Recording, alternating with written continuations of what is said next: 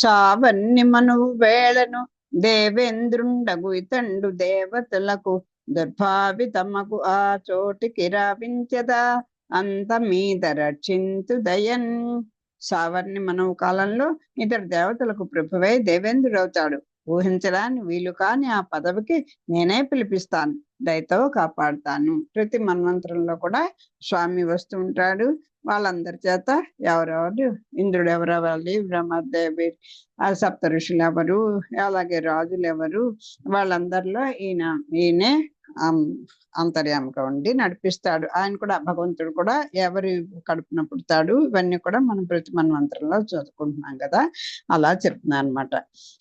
వ్యాధులు తప్పులు నొప్పులు బాధలు చెడి విశ్వకర్మ భావిత ధనుజారాధిత సుతాలయమున ఏదిత విభవమున నుండు ఇతండందాకన్. మరి అయితే అప్పుడు దాకా ఇలా కట్టేసి పడేసి ఉంటారా అనే డౌట్ వస్తుందేమో అని చెప్పేస్తున్నారు. అంతవరకు ఇతడు సుతల లోకంలో దానవుల సేవలు అందుకుంటూ ఐశ్వర్యంతో పెంపొందుతాడు. ఆ లోకాన్ని రోగాలు, శ్రమము, ఆపదలు, దుఃఖాలు లేకుండా విశ్వకర్మ సృష్టించినాడు. చూడండి, ఏదో ఏంటి ఊర్ధలోకాలు అధోలోకాలు అనేసుకునేసరికి, అధోలోకం అనేసరికి అవేవో అన్ని బాధలు అనుకుంటాం. కానీ అక్కడ రోగాలు, శ్రమ, ఆపదలు ఏమి లేకుండా విశ్వకర్మ అలా సృష్టించాడు ఆ లోకాన్ని. అందరి చేత, ఈ దానవుల చేత సేవింపబడుతూ అలా ఉంటాడు అని చెప్పారు. ఈ విధంగా పలికి బలిచక్రవర్తితో భగవంతుడు ఇట్లా అన్న. అప్పుడు బలివంక చూసి రామన్న స్వామి ఏం చెప్తున్నాడో చూద్దాం.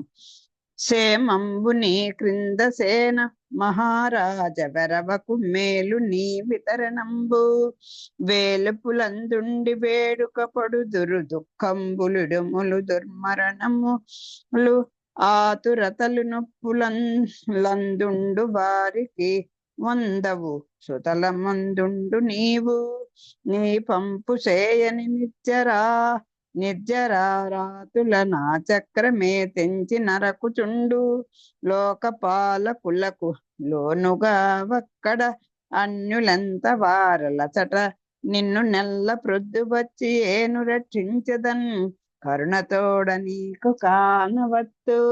అదేనండి, అందుకే మరి దివివా భువివా అని చెప్పి ఆ కులశేఖర్లు కోరుకున్నట్టుగా ఎక్కడుంటే ఏంటండి, ఆయన రక్షణ మనకుంటే ఇంకా అసలు అక్కడ మనకు ఆపదలు ఉండవు అనేటువంటి మహా విశ్వాసం ఉండాలి. ఏ జన్మలో ఉన్నా సరే, ఎలాంటి ప్రదేశం అయినా సరే సరే చూద్దాం ఎందుకు వచ్చిందో ఇప్పుడు ఇది స్వామి ఎందుకు ఇలా నిర్ణయించాడో అని అనుకుంటారు. చూడండి, అంత ఆ మనస్థితి అలా మారినప్పుడు ఎందుకుంది, ఎంత భరోసా ఇచ్చాడో చూడండి స్వామి. ఎలా చెప్తున్నాడు, క్షేమంబు నీ క్రింద సేన మహారాజా వెరవకు మేలు నీ వితరణంబు. ఇంద్రసేన మహారాజా, నీకు మేలు కలుగుతుంది, భయపడవద్దు. నీ త్యాగం శ్రేష్టమైనది చాలా. అసలు నీ దాన గుణమే, నీ వితరణమే చాలా మేలు కలుగుతుంది, భయపడవద్దు. వచ్చింది సాక్షాత్ ఎవడైనా ఏరో మంచివాడికైతే దానం చేయాలనుకుంటా, కానీ ఒక కపటబుద్ధితో వచ్చి మొత్తం మన్నే నాశనం చేయాలనుకున్న వాడికి ఎప్పుడైనా ఇవ్వగలడండి. ఎంత ఉదారుడైతే మాత్రం ఇవ్వలేడు కదా. అదయ్యా, నువ్వు అలా చేసావు, నీకు కలుగుతుంది, భయపడవద్దు, వెరవకు, ఏమి భయపడకు. వేలుపులందుండి వేడుక పడుదురు. నీది నీకు మేలు కలుగుతుంది, భయపడవద్దు. నీ త్యాగం అంతా కూడా శ్రేష్టమైంది. సుతల లోకంలో ఉండటానికి దేవతలు సైతం కుతూహల పడతారు. అంటే చూడండి, ఆ ఊర్ధ్వలోకాలలో అక్కడ వినిచేటువంటి ఆ దేవతాగణంతా కూడా ఈ సుతల లోకంలో ఉండి కొన్నాళ్ళు హాయిగా ఉండాలని కోరుకుంటారట. ఆ లోకంలోని వారికి దుఃఖము, కష్టము, దుర్మరణము, రోగ బాధ, కీడు కలగవట. ఆ సుతల లోకం అంత గొప్పగా ఉంటుంట. అందుకోసమే దేవతలందరూ కూడా అదే ఉండాలని కోరుకుంటూ ఉంటారట. అటువంటి లోకంలో నీవు ఉండు, నీకెందుకు. నీ ఆజ్ఞ మీరిన రాక్షసులను నా చక్కను నరుగుతుంది. ఎవడైనా కాస్త ఈ అసర శ్రేష్ఠుడు ఎవడైనా వచ్చి కాస్త నిన్ను ఎదిరించాలని చూసుకుంటే వాళ్ళని నా నా అదేంటి చక్రం నరికేస్తుంటుంది. ఈ లోకంలో దిక్పాలకులకు నీపై అధికారం ఉండదు. ఇక్కడ ఈ లోకంలో దిక్పాలకులు ఎవ్వరికి కూడా నీ మీద అధికారం ఉండదు. నువ్వే రాజువి. నీ రాక్షసానందరూ నిన్ను కొలుస్తుంటాడు. ఎవడన్నా తలెత్తాడో వాడి సంగతి నేను చూస్తా. ఇంకా ఇతరులు ఏం లెక్క? ఇంకా అసలు దిక్పాలకులు నిన్ను ఎదిరించలేరంటే ఇతరులు అసలు నీకు ఎవరు నిన్ను చేరలేరు కదా. ఎల్లప్పుడూ నిన్ను నేను రక్షిస్తూ ఉంటాను. కనికరంతో నీకు కనిపిస్తూ ఉంటాను. నా దయా ప్రసారం నీ మీద ఎప్పుడు ఉంటుంది. నిన్ను కంట కనిపెడుతూ ఉంటాను అంటారు చూసారా, అలాగా నేను చూస్తానయ్యా. నువ్వు హాయిగా ఉండు అక్కడ వెళ్ళి. నేను ఎప్పుడు నీకు ఇంద్రపది ఇవ్వాలా అప్పుడు నేనే పిలుస్తాను నిన్ను అని చెప్పాడు. అంతకన్నా భరోసా ఏం కావాలి చెప్పండి. అంటే తప్పు చేయడం ఒక రకం, గర్వం రావడం సంపదల వల్ల ఆ స్వాతంత్ర్యము, అలాగే ఒక రకమైన గర్వం, అహంకారం ఇవన్నీ రావడం సహజమే. కానీ అది ఏదో ఒక సంఘటన చేత పెద్దల వల్ల అది తప్పు అని తెలిసినాడు. నా ఇష్టం, నేను అలాంటి ఎవడొస్తాడు అని అనుకుంటే హిరణ్యాక్షుడు, హిరణ్యకశిపుడు వీళ్ళందరూ అలా వెళ్ళిన మరే కదా. కానీ బలిచక్రవర్తి అలా అనుకోలేదు. ఆ ఆడిన మాట కట్టుబడి తను తాను ఏమైపోయినా పర్వాలేదు, ఇవన్నీ శాశ్వతం కాదు. సాక్షాత్ భగవంతుడు వచ్చి అడిగితే నాకన్నా తక్కువ వాడే కదా. ఆయన అంత ఎక్కువ వాడు వచ్చి నాకన్నా తక్కువ వాడుగా నా దగ్గర యాచకుడుగా చేస్తే అంతకన్నా గొప్ప ఏంటి కావాలయ్యా, నాకు చాలది అనుకున్నాడు ఆయన. ఇంద్ర పదవి కంటే అదే గొప్పది అనుకున్నాడు. ఆ స్వామి విషయంలో తప్పు చేశాను కూడా గ్రహించాడు. ఇది నా సొత్తు కాదు, నాది కాదు, నన్ను నేను రక్షించుకోవడానికి నాకు తగను, నాకు శక్తి లేదు అని తెలుసుకున్నాడు. ఆకించన్యము అనన్యగాతిత్వం అంటారు. ఆ రెండు పదాల యొక్క అర్థం తెలుసుకొని ఆచరణలో పెట్టుకుంటే స్వామి ఎప్పుడూ కంటమన్నీ కనిపెడుతూనే ఉంటాడు. దానవ దైత్యుల సంగతిన్ బూనిన నీ అసుర భావమును తోడ్తో ధ్యానమునన్ తొలంగిపోవును మానుగ సుతలమున ఉండు మా ఆజ్ఞన్. ఆ సురలోకంలో ఆ సుతల లోకంలో హాయిగా ఉండు, ఇది మా ఆజ్ఞ అని చెప్తున్నాడు. ఆ దైత్య దానముల కలయిక వల్ల నీకు కలిగిన రాక్షసత్వం చూసారా. ఆ దానవుల కలయికల వల్ల ఆ తర్వాత ఆ దైత్యులు దానవులు, దైత్యులు దానవులు వాళ్ళు రెండు, అసురులు రాక్షసులు అని రెండు రకాల అర్థాలు నేను చెప్తారు. సాధారణంగా మనం ఎప్పుడు కూడా దైత్యులు దానవులు అలాగే అలా అన్ని పదాలు ఒకదానికే వాడేస్తాం. అది పెద్దలు వేరుగా చెప్తుంటారు. ఆ దైత్య దానముల కలయిక వల్ల నీకు అదే కదా, మనం ఎవరితో స్నేహం చేస్తామో వాళ్ళ ప్రభావం చాలా ఉంటుంది. అదే కానీ ఫ్రెండ్ ఎవడరా అని అడుగుతుంటారు పెద్దవాళ్ళందరూ. వాడిని బట్టి ఓహో వీడు అయితే ఇలా ఉన్నాడు అనమాట అని అర్థమైపోతుంది. ఏమన్నా తప్పు చేయను, వరే నువ్వెవరెవరితో తిరుగుతుంటావు, అసలు నీ ఫ్రెండ్స్ ఎవరు చెప్పు అని పెద్దలు కూడా తల్లిదండ్రులు కూడా అడుగుతూ ఉంటారు. రోజు అడగరు, వాడి పూర్తిగా చేయి దాటిపోయిన తెలిసినప్పుడు అడుగుతారు, అప్పుడు ఉపయోగం ఉంటుంది. ఆ దైత్యదానముల కలయిక వల్ల నీకు ఒక రాక్షసత్వం కలిగింది. అంచేత అదంతా కూడా ఎలా పోయింది, నిరంతరం నన్ను ధ్యానిస్తూనే ఉన్నావు, అది కదా. ఆయన దేవతలందరూ కూడా వీళ్ళని రాక్షసుల్ని జయించినప్పటికీ కూడా ఆయన ఏమీ దిగులు పడలేదండి, అలా ఉన్నాడంతే. అప్పుడు అయ్యో ఇంతటి వాడు అయిపోతున్నాడు, వీళ్ళందరూ యజ్ఞాలు యాగాలు చేయించి ఈయనకి గొప్ప బలం ఇచ్చి అన్ని చేశాడు. ఆ రాక్షస ప్రవృత్తి అప్పుడు ఆవహించింది అన్ని వచ్చాక. అప్పుడు మళ్ళీ దీన్ని దక్కించుకోవాలి, నేను అలా చేయాలనుకున్నాడు. నువ్వు నిరంతరం నా ధ్యానంలో ఉన్నావు, అంచేత త్వరలో తొలగిపోతుంది నీకు. నన్ను ధ్యానిస్తూ ఉండు, అప్పుడు నీలో ఎక్కడ ఇంకా ఉంటుంది కదా. క్యాన్సర్ వచ్చా చూడండి, నన్నాళ్ళు ఎక్కడొక్కడ ఇంత మిగులుతుంది, రేడియేషన్ ద్వారా కానీ పోదు అది. అంచేత ఆ రేడియేషన్ ఏంటి ఇక్కడ, ఆ ధ్యానం అనేది కనుక మనం చేసుకుంటూ ఉంటే మనలో ఉన్నటువంటి మన ముచ్చు కణాలన్నీ కూడా లోపల నుంచి బయటకు వచ్చేస్తాయి. మనకి ఆరోగ్యం కుదుటపడుతుంది. అలాగా త్వరలో తొలగిపోతుంది. మా ఆజ్ఞ ప్రకారంగా సంతోషంగా సుతలంలో ఉండు, హాయిగా ఉండు, సంతోషం, ఏమీ బెంగపడకు, హాయిగా ఉండు అని ఇట్లు పలుకుతున్న ముమ్మూర్తుల ముదుక వేల్పు తీయని నెయ్యంపున్ పలుకున్ చెరకు రసంబు సోనలు వేణుల తెరువులంచొచ్చి లోను బయలు నిండి రెప్పల కప్పు తప్పంద్రోచుకొని కనుగవన్ కొలంకుల నలంకులు బడలిన చందంబున సంతసంబునన్ కన్నీరు మున్నీరై పరవా ఉర పలకంబునన్ పులకంబులు పులకంబులై తిలకంబులొత్తన్ కేలు ముగుర్చి నెక్కొన్న వేడుకన్ తొక్కువడుచుచున్ చిక్కని చిత్తంబున చక్కని మాటలు రక్కసురేల రేడు ఇట్లనియే ఆ చిక్కని చిత్తంబునన్ చక్కని మాటలు రక్కసుల రేడు ఇట్లా పలికాట. ఇలాగా ఈ పై విధంగా ప్రీతితో పరమాత్ముడు పలికిన తీయని మాటలు బలిచక్రవర్తి చెవులలో చెరుకు రసపు జల్లుల వల్లే ప్రవేశించాయి. ఏదో విషం పోసినట్టు కాదు. చెరుకు రసం చెవులో పోస్తే నోటి మీద కాదు చూడండి. అంటే ఒక మంచి మాటలు చెవి ద్వారానే మనసుకి పెడతాయి. అలాగే ఈ మనం నోటికి కదా తాగలాలి.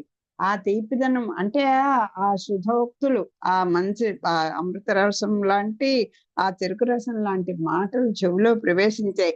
లోపల బయట కూడా నిండిపోయాయి. రెప్పల తొలగద్రోచుకుంటూ కాలువలై వెలువడి సంతోష బాష్పాలు ప్రవహించాయి. ఇంకా ఆ చెరుకు రసపు జల్లులన్నీ కూడా మొత్తం అంతా ఆవహించేసింది. అవన్నీ కూడా ఆనంద బాష్పాలుగా ప్రవహించేశాట. వక్షస్థలం అంతా కూడా పులకాంకురాలు ఎక్కాయి. ఆ గగురు పొడ్చేసాయి. అప్పుడు బలిచక్రవర్తి మిక్కులు వేడుకతో చేతులు జోడించి స్థిరమైన మనస్సుతో మెల్లగా ఇట్లా అన్నట. ఎన్నడు లోక పాలకుల నీ కృపంచూడని నీవు, ఎన్నడు లోకపాలకుల నీ కృపంచూడని నీవు, నేడు నన్నున్నతుం చేసి నా బ్రతుకు ఓ జయు ఆనతి ఇచ్చి కాచితీవు. మన్నన లీదయారసము మాటలు పెద్దరికంపు చాలదే, పన్నగ తల్ప నిన్నెరింగి పట్టిన ఆపద గల్గు నేర్చునే. ఎన్నడు లోక పాలకుల నీ కృపంచూడని నీవు, నేడు నన్నున్నతుం చేసి నా బ్రతుకునో జయునానతి ఇచ్చి కాచి తీవు. మన్నన లీదయారసము మాటలు పెద్దరికమ్మున్ చాలదే, పన్నగ తల్ప నిన్నెరింగి పట్టిన ఆపద కల్గ నేర్చునే. ఓ పన్నగరాజు తల్ప, నీవు దిక్పాలకుల పైన కూడా ఏనాడు ఇంతగా దయ చూపలేదు. ఈనాడు నన్ను గొప్పగా గౌరవించినావు. నా జీవితానికి తేజస్సునిచ్చి కాపాడినావు. ఈ మన్నన, ఈ కరుణ, ఈ మాటల మర్యాద నాకు చాలు. నిన్ను తెలుసుకొని ఆశ్రయించిన వారికి ఎన్నడూ కష్టాలు కలగవు.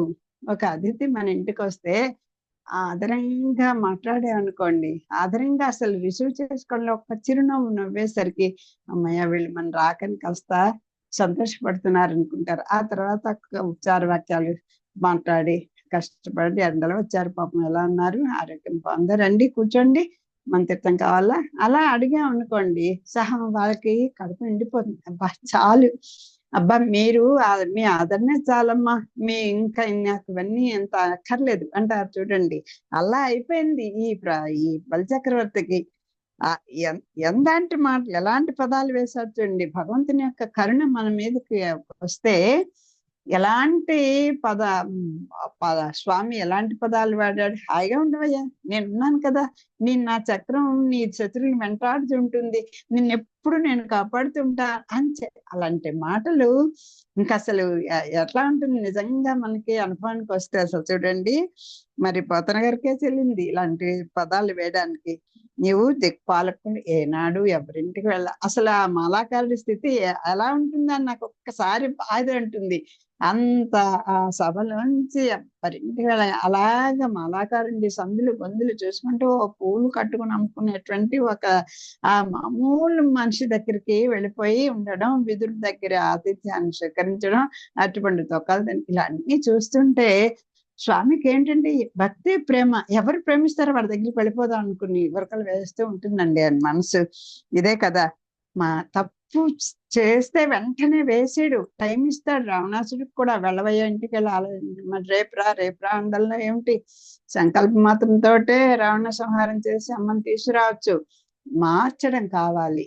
ఎవరిని కనపడిన తప్పు చేసిన ప్రతివాడిని ఏదో మట్టు పెట్టేయడం కాదు. కొంచెం పరివర్తన కలిగే అవకాశాన్ని మనం ఇవ్వాలి, చెప్పాలి, వినాలి. ఇంకా ఏం కాకపోతే భగవంతుడికి వదిలేయాలి తప్ప మనం శిక్షించకూడదు.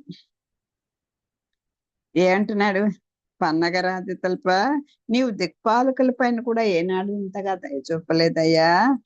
ఎన్నడూ లోకపాలకులను ఈ కృప ఇదిగో ఈ రకంగా ఇలా ఎప్పుడూ లోకపాలకులను కూడా ఇంతగా దయ చూపలేదు. అంటే వాళ్ళని చూడందే వాళ్ళు ఏం పరిపాలన చేయలేదు, చూస్తున్నాం. కానీ నా మీద చూపినంత అంత ఆదరం వాళ్ళ మీద చూడలేదు. నీవు నేడు నన్ను ఉన్నతుని చేసి నన్ను చాలా గొప్ప, అబ్బా నీ దానం ఉదారమయ్యా, నీ వితరణ గొప్ప ఆనందం కలిగింది. అలాంటి మాటలు పదాలు వేశాడు కదా, చెప్పాడు కదా. అంచేత నన్ను గొప్పగా గౌరవించావు.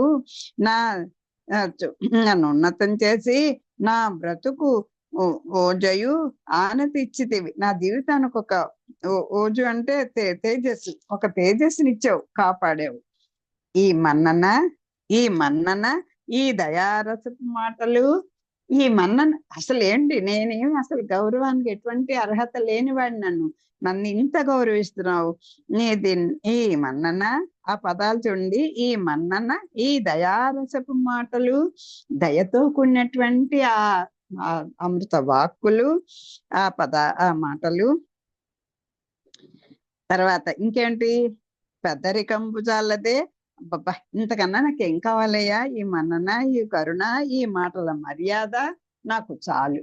ఇంతకన్నా నాకు ఏమీ అక్కర్లేదయ్యా, నీ మాటలు చాలు. ఆ సంపదలన్నీ నాకు ఇంకా అక్కర్లేదు అన్నట్టుగా చెప్తున్నాడు. నాకు చాలు. నిన్ను తెలుసుకొని ఆశ్రయించిన వారికి ఎన్నడూ కష్టాలు కలగవు. అంటే ఈ బలిచక్రవర్తి కథను బట్టి, ప్రహ్లాద్ యొక్క కథలను బట్టి ఇవన్నీ మనకేం నేర్పుతున్నాయి? నిన్ను తెలుసుకొని ఆశ్రయించిన వారికి ఎన్నడూ కష్టాలు కలగవు అని చెప్పాడు బలిచక్రవర్తి. అని పలికి హరికి నమస్కరించి బ్రహ్మకున్ ప్రణామంబు చేసి ఇందు ధర్ణకున్ వందనంబాచరించి బంధ విముక్తుండై తన వారలతో చేరుకొని బలిసుతలంబున కుంచనియే అంత హరి కృపావశంబునన్ కృతార్థుండై లోకోద్ధారకుండైన మనుమనిన్గని సంతోషించి ప్రహ్లాదుండు భగవంతునకిట్లనియే. అది అసలు ఆ తాతగారిని చూసేసరికే తల వంచి సిగ్గుపడిపోయాడేమో. ఇలా మీరందరూ ఇంత మంచి పేరు తెచ్చుకుంటే నేను ఇలా భగవంతుడి విషయంలో అపరాధం చేశానేమో, ఆ తాతగారిని చూసి తల వంచి సిగ్గుపడిపోయాడన్న పదాన్ని అక్కడ వేయటంలో ఇప్పుడు ఆయనకి అమ్మయ్య అని అనుకున్నాడు. కృతకృత్యుడయ్యాడు, ఇతను జీవితం సార్థక అయింది అని అనుకున్నాడు ప్రహ్లాద్. అనుకొని ఆ స్వామికి మళ్ళీ కృతజ్ఞత నివేదన అందించుకుంటున్నాడు. పై విధంగా పలికి బలిచక్రవర్తి విష్ణువుకు, బ్రహ్మకు, శివునికి నమస్కరించినాడు. బంధనం నుండి విడుదల పొంది తన పరివారంతో చేరి సుతల లోకానికి వెళ్ళిపోయాడు. విష్ణుదేవుని దయతో ధనుడై కులాన్ని ఉద్ధరించిన మన్మణ్ణి చూసి, అది కదా కులానికి కావాల్సింది, పేరు ప్రతిష్టత కావాలి తప్ప ఈ పదవులు అవతల వాడిని పీడించడం అది కులానికి వన్నె తెచ్చేది కాదు కదా. అది అటువంటి ఆ కులాన్ని ఉద్ధరించినటువంటి మన్మణ్ణి చూసి ప్రహ్లాదుడు సంతోషించినాడు. భగవంతునితో ప్రహ్లాదుడు ఇట్లా అన్నాడు, చతురాన నుండు నీ ప్రసాదంబుగానండు శర్వుండు ఈ లక్ష్ముల జాడన్ పొందడన్యులకెక్కడి అసురులకును మాకు బ్రహ్మాది పూజిత పదుండవైన దుర్లభుండవు నీవు దుర్గపాలుండవైతే పద్మజాదులు భవత్పాద పద్మ మకరంద సేవన మహిమనైశ్వర్యం బులందిరి కాకమే మల్పమతుల అధిక దుర్యోనులము కుచ్చితాత్మకులము నీ కృపా దృష్టి మార్గంబు నెలవు సేర ఏమి తపమాచరించితే ఎన్నంగలమే మమ్ముగాచుట చిత్రంబు మంగళాత్మ. ఒక మంచి వాళ్ళని చేరదీసుకోవడం దాంట్లో గొప్పతనం అది కదా. గొప్పతనం ఏముంటుంది?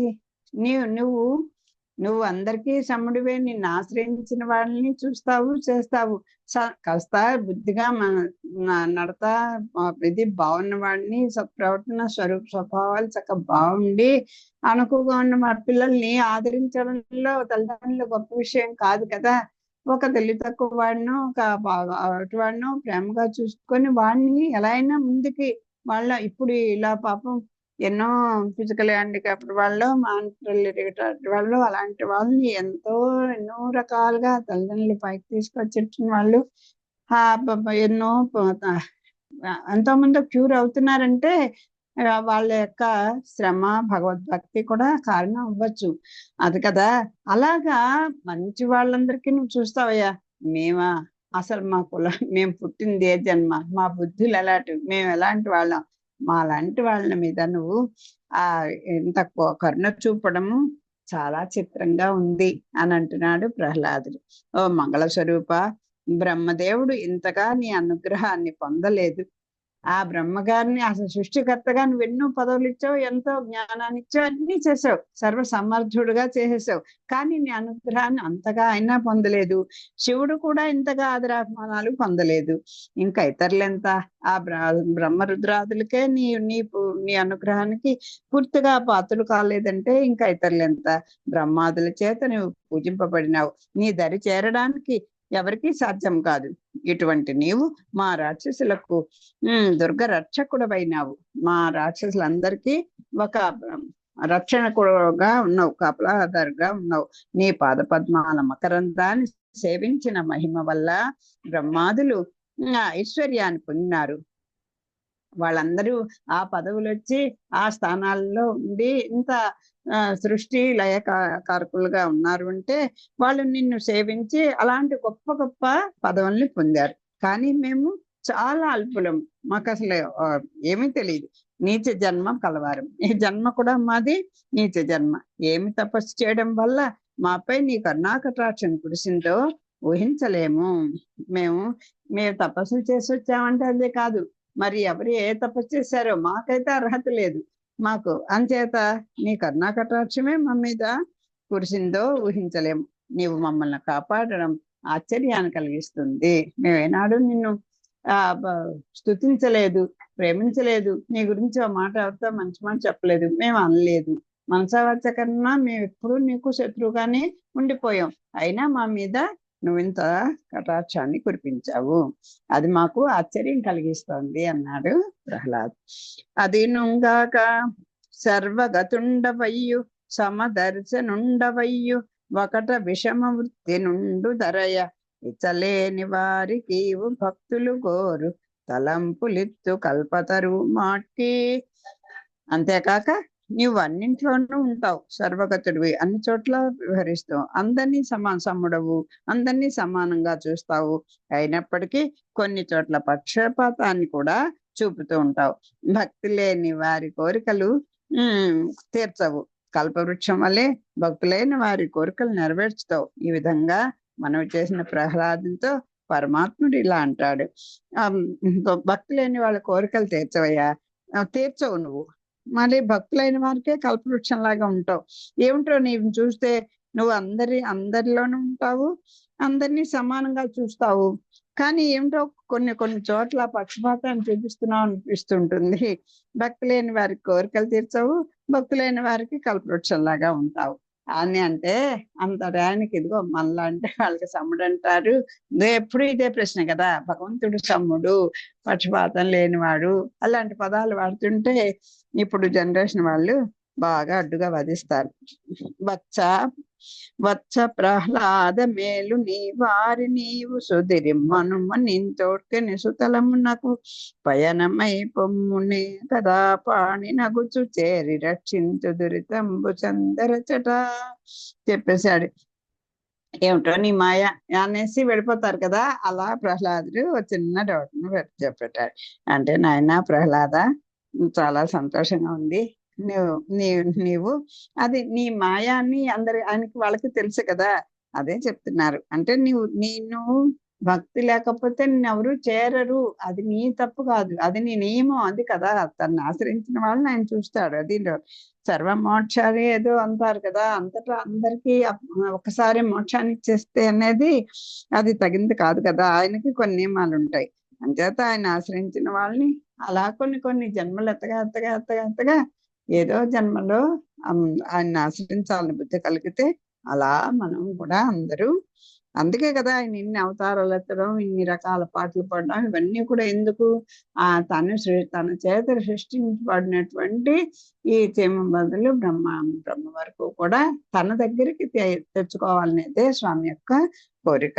అంచేత ఆయన వాళ్ళని ఏదో రకంగా ఆ బుద్ధిని మలిచి తన వైపు తిప్పుకోవాలని నానా పాటలు పడుతూ ఉంటాడు. అందుకని అవన్నీ చెప్పడానికే ఆ పెద్దల్ని, ఆచార్యుల్ని, భాగవతముల్ని ఆయన ఆ భగవద్గీతతోటి మన దగ్గరికి పంపిస్తూ ఉంటాడు. ఎన్నో అవకాశాలు కల్పిస్తూ ఉంటాడు. అయినా మన బుద్ధి విశేషం అలాంటిది, మనం అలాంటి వాటికి లొంగట్లేదు.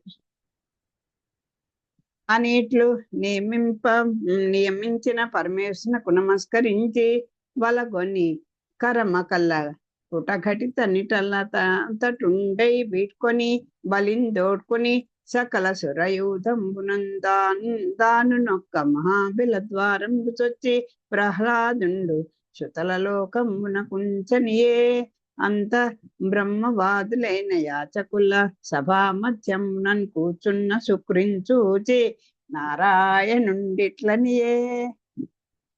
ఇంకొక ఆయన ఉన్నాడు కదా, మరి ఆ శుక్రాచార్యుల సంగతి కూడా చెప్పాలి కదా. ఆయన మరి ఆ శిష్యుని మీద ఉండేటువంటి కోరికతోటి ఏంటి నువ్వు అడ్డుపడడం, దానం ఇచ్చే టైంకి ఒక దర్భని అక్కడ అది పడకుండా అడ్డుకోవడం దర్భచేత, ఇవన్నీ చూశాడు కదా. అంచేత ఆయనకు కూడా కాస్త బ్రెయిన్ వాష్ చేయాలి కదా, అంటూ చూస్తున్నాడు స్వామి.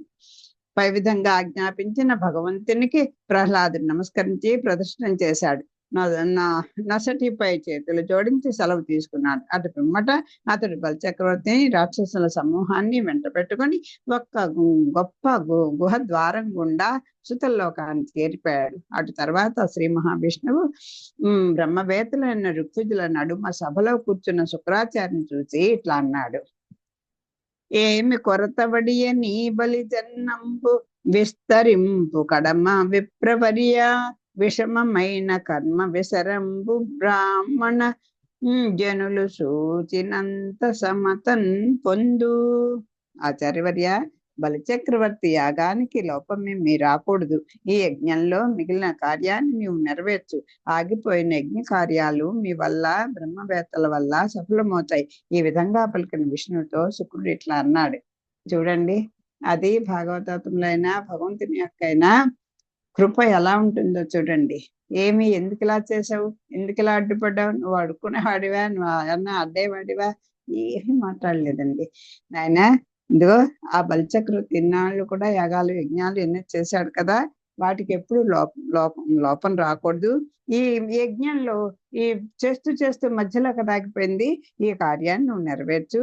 ఆగిపోయినటువంటి యజ్ఞ కార్యాలన్నీ కూడా బ్రహ్మవేత్తలైనటువంటి మీ వల్లే సఫలమవుతాయి అని చెప్పి పలకగానే శుక్రాచార్యులు ఇలా అంటున్నారు స్వామితోటి. అఖిల కర్మంబుల కథినాదుండవీవ యజ్ఞేశుండవు నీవు యజ్ఞ పురుష, ప్రత్యక్షమున నీవు పరితుష్టి నొందినన్ కడమేల కల్గునే కర్మములకు ధన దేశ కాలార్హతంత్ర మంత్రంబులన్ కొరంతలు నిన్ను పేర్కొనిన మాను. అయిన్ అయినన్ కావింతు నీయానతి మలంగుట జనులకు మేలు కాదే. ఇంతకంటెన శుభం నాకచట కలుగు అనుచు హరిపంపు శరమున ఆవహించి కావ్యుండు అసురేంద్ర జన్నంబు కడమ తీర్చే మునులు విప్రు సహాయమున చరింప. అప్పుడు చెప్తున్నాడు, ఏ కర్మ విష్ణుదేవ, అన్ని కార్యాలకు నీవే అధినాయకుడవు, నీవే యజ్ఞాలకు కూడా అధికారి నువ్వే. నిన్ను సంతోషపరిస్తే ఏ కార్యాలకి కూడా లోపం కలుగదు. నిన్ను ధ్యానం చేస్తే ధనానికి, దేశానికి, మంత్రతంత్రాలకు ప్రాప్తించిన దోషాలన్నీ కూడా తొలగిపోతాయి. ఎందుకు ఈ యాగాలు యజ్ఞాలు చేస్తారు? దేశం అంతా కూడా సుభిక్షితంగా ఉండాలి, ఎక్కడన్నా ఈ పాపాలు ఇవన్నీ కూడా హరించాలి, ఈ పాడి పంటలు అన్ని కూడా సరిగ్గా ఉండాలి, లోకం సుభిక్షితంగా ఉండాలి అనుకుని కదా ఇవన్నీ చేస్తారు. అంచేత ఇవన్నీ కూడా చేయించేది నువ్వేనయ్యా, ఇప్పటికి నాకు కూడా తెలిసింది అన్నట్టుగా చెప్తున్నాడు. అంచేత నువ్వు మంచిదే, నీ ఆజ్ఞ ప్రకారం నేను చేస్తాను, కానీ నీ ఆజ్ఞని అదే కదా, అదే భవదాజ్ఞ మలంగుట జనులకు మేలు కాదే. నీవు నీ యొక్క భగవంతుని యొక్క నీ ఆజ్ఞని ప్రకారం నడుచుకోవడమే జనులకు ఇది కదా అనుచు హరి పంపు శిరమున ఆవహించి, భగవంతుని యొక్క పంపు అంటే ఆజ్ఞని శిరసావహించి ఈ రకంగా ఆయన యజ్ఞం చేయడం. నీ ఆజ్ఞ ప్రకారమే చేస్తాను, నీ ఆజ్ఞకు లోబడి మెలగడమే మానవులకు మేలు, ఎందుకంటే నాకు భాగ్యం ఏమున్నది. ఈ విధంగా పలికి శుక్రుడు విష్ణు ఆజ్ఞను తలదాల్చి బలిచక్రవర్తి యాగాన్ని పూర్తి చేసినాడు. అతనికి ఋషులందరూ కూడా బ్రాహ్మణులు అందరూ తోడ్పడినారు. ఈ విధంబున వామనుండై హరి బలి నడిగి మహిం పరిగ్రహించి తనకు అగ్రజుండకు అమరేంద్రునకు త్రివిధంబు సదయుండైవ సంగే. అత్తరి దక్ష భృగు ప్రముఖ ప్రజాపతులను భవుండును కుమారుండును దేవర్షి పితృగణంబులును రాజులను తానును కూడుకొని చతురాన నుండు కశ్యపునకు అదితికి సంతోషంబుగా లోకంబులకు లోకపాలురకు వామనుండు వల్లభుండని నియమించి అంత ధర్మంబునకు యశంబును లక్ష్మికి శుభంబులకు దేవతలకు అంత ధర్మంబునకు యశంబునకు లక్ష్మికి శుభంబులకు దేవతలకు వేదంబులకు స్వర్గాపవర్గంబులకు ఉపేంద్రుండు ప్రధానుండని సంకల్పించే. ఆ సమయంబున ఇంద్రపది పోయింది కదా ఇంద్రుడికి, ఇప్పుడు అవన్నీ కూడా ఇంద్రపదం ఇచ్చేశాడు, ఆయనకి సింహాసన అధికారాన్ని ఇచ్చాడు, ఆయనకి ఏమేంటి ఆయన అధీనంలో ఉంటాయో కూడా అన్నీ చెప్తున్నాడు. పై విధంగా విష్ణువు వామనుడై బలిచక్రవర్తి వద్ద భూదానం తీసుకున్నాడు. అతడు తన అన్నయ్యైన ఇంద్రునికి దయతో స్వర్గలోకాన్ని ఇచ్చేశాడు. ఆ సమయంలో బ్రహ్మదేవుడు, దక్షుడు, భృగువు మొదలైన ప్రజాపతులతో, శివునితోనూ, కుమారస్వామితోనూ, నారదునితోనూ, పితృదేవతలతోనూ, రాజులతోనూ కలుసుకున్నాడు. ఆ కశ్యపునికి అదితికి సంతోషం కలిగే విధంగా లోకాలకు దిక్పాలకులకు వామనుడు ప్రభువు అని కట్టుబాటు చేసినాడు. ఆ కశ్యపుడికి అదితికి సంతోషం కలిగేలా చేశాడు. ఈ దిక్పాలకులకి ఈ ప్రజలకి అందరికీ కూడా వామనుడే ప్రభువు అనేటువంటి కట్టుబాటు చేశాడు. అంతేకాక ధర్మానికి, కీర్తికి, సంపదలకు, శుభాలకు, దేవతలకు, స్వర్గానికి, మోక్షానికి వామనుడే అధికారి అని నిర్ణయం చేసినాడు. కమల జుండు లోకపాలురు అమరేంద్రుని గూడి దేవయానంబున అమరావతికి వామనునం అమరుని పోయిరంతా అట మీద నుపా. ఓ పరీక్ష మహారాజా, అటు తర్వాత బ్రహ్మదేవుడు, దిక్పాలకులు, దేవేంతో కలిసి ఎంతో ఆదరంతో వామనుని విమానంపై కూర్చోబెట్టుకొని అమరావతికి తీసుకొని వెళ్ళినాడు. అక్కడ తీసుకెళ్ళాట ఏ బ్రహ్మదేవుడు. బల్లి దంపు తోడు ప్రాపున ఇంద్రునికి ఇంద్ర పదము పేరు కలిగే తనకు ఆడ్యుండైన తమ్ముండు కలిగినన్ కోర్కులన్న కేల కొరతనందు బలవంతుడైన తమ్ముని ప్రాపు వలన ఈ విధంగా ఇంద్రునికి ఇంద్ర పదవి లభించింది. ఆ ఆ బలచక్రవర్తి వల్ల ఇప్పుడు ఇంద్రుడికి ఇప్పుడు మళ్ళీ ఇంద్ర పదవి తమ్ముడైన తమ్ముడుంటే అన్నగారి కోరికలు నెరవేరకుండా ఉంటాయా? పాల పాలడుగడు మేలడుంగడు ఏలడు భిక్షించి ఉన్న అన్నకిచ్చెన్ త్రిజగముల్ వేలుపుల తల్లి కడపటి చూలున్ బోలంగ గలరే సొలయని తమ్ముల్. దేవతల తల్లి అతిదేవికి కడగొట్టు కొడుకైన వామనుడు భిక్షమడిగి సంపాదించిన లోకాలను తన అన్నకే ఇచ్చినాడు. ఆ తల్లికి ఇచ్చేసాడు. ఆ వామనుడే భిక్ష అడిగి సంపాదించినట్టు ఈ లోకాలన్నిటిని కూడా ఆ అన్నగారికే ఇచ్చేశాడు. అందులో భాగాన్ని అడగలేదు. న్యాయంగా మరి అన్నదమ్ములు ఇద్దరికి భాగం ఉండాలి కదా. ఆ బలిచక్రవర్తి అసలు ఏమీ కోరలేదు, ఆ లాభాన్ని అడగలేదు. ఆ విధంగా అన్నల కోసం శ్రమ పడని తమ్ముళ్ళు వామన్తో సాటి కాలేరు. ఇదంతా నాది కదా, నేను తీసుకుంటాను అని చెప్పి ఆ వామనుడు అడగలేదు. అది చెప్తున్నారు. ఈయన చిన్నవాడు కదా, పొట్టివాడు కదా, అది తమాషాగా చెప్తున్నారు. కడుపు బాదరగాక కొడుకుల కను కంటే తల్లికొకటి చాలు బల్లి తుండు త్రిదశ గణమున్ కన్న ఎదితి కానపు తీర్చి జన్ని మేటి వడుంగు కన్న ఎట్లు. వంశానికి ఒక్కడు చాలండి, ఎందుకు 10 మంది ఉంటే ఏమిటి, కుటుంబానికి తెచ్చేవాడు ఒక్కడు బిడ్డైనా చాలు కదా అంటారు చూడండి. అలాగా చెప్తున్నారు. దేవతల సమూహాన్ని కన్నా అదితి చివరికి అదృష్టం పండేటట్లు వామన్ని కన్నది. అంటే తన దేవతలందరినీ వాళ్ళని కన్నది తల్లి. ఆ తల్లి కడుపు మంచిదే, కానీ ఇలాంటి సాక్షాత్ పరమాత్మని తన దీన్ని పుట్టుకున్నటువంటి తల్లి కదా ఆవిడ. దేవతల సమూహాన్ని కన్నా అతిథి చివరికి అదృష్టం పండేటట్లు వామన్ని కన్నది.